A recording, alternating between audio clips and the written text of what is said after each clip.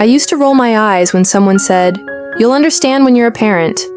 Now I catch myself doing something and freeze, because it feels like my mom's hands, my dad's voice.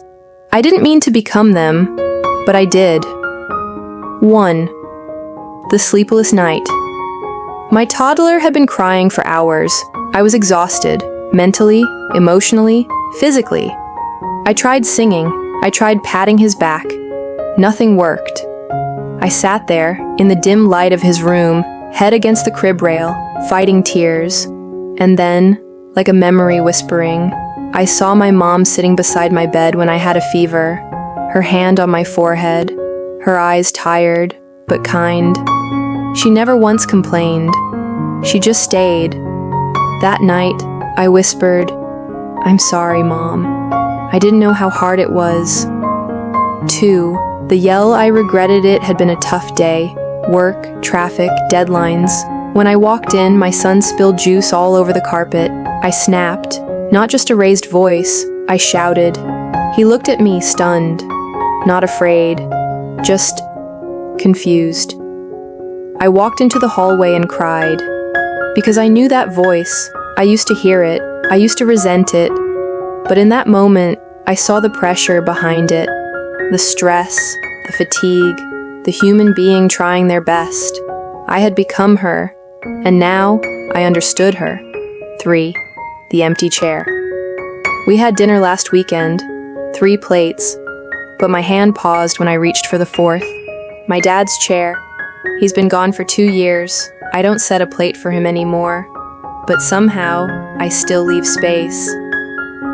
When I tell my son to chew slowly or wipe his mouth, I hear my dad's voice in mine, and sometimes I look up from my plate, half expecting to see his nod of approval. Grief doesn't always cry. Sometimes it just quietly sets an extra chair. The pair of shoes. I was cleaning the closet when I found them. Old sneakers, frayed at the edges, still dusty with garden soil. My dad never threw them out.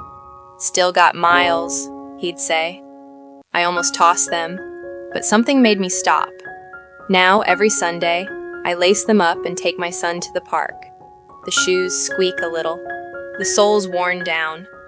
But when I walk in them, I swear, I feel my dad next to me, not just in memory, but in step. 5. The no, I'm fine. There was 1 piece of cake left. My son wanted it. I said I didn't want any. Truth? I did. I was starving, but I wanted him to smile more than I wanted to taste sugar. And then it hit me. Every time my mom said, "I'm not hungry," she wasn't lying to us. She was choosing us. I used to think she didn't like desserts. Turns out, she just liked seeing us happy more. 6. The apology note.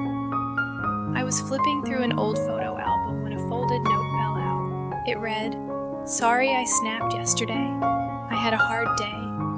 Love you, Mom. I must have been 10. I don't remember the moment, but I remember the handwriting. And now I find myself writing the same notes, slipping them into lunch boxes, because sometimes saying sorry isn't weakness. It's the strongest way to love. 7. The weekend that wasn't a break Saturday used to mean cartoons and cereal.